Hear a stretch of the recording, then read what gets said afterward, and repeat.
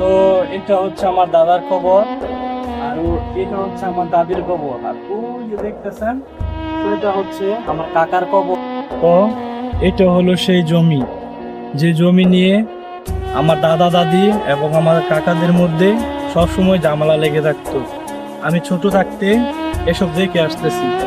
তো দুঃখের বিষয় হলো এটাই যে তাদের মধ্যে এখন অনেকেই পৃথিবীতে বেঁচে নেই।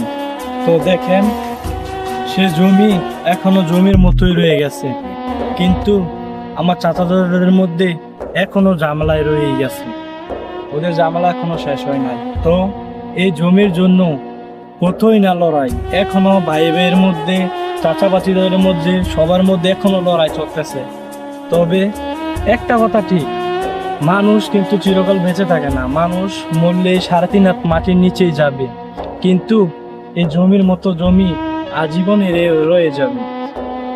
এটাই হচ্ছে বাস্তবতা ও সত্য ঘটনা।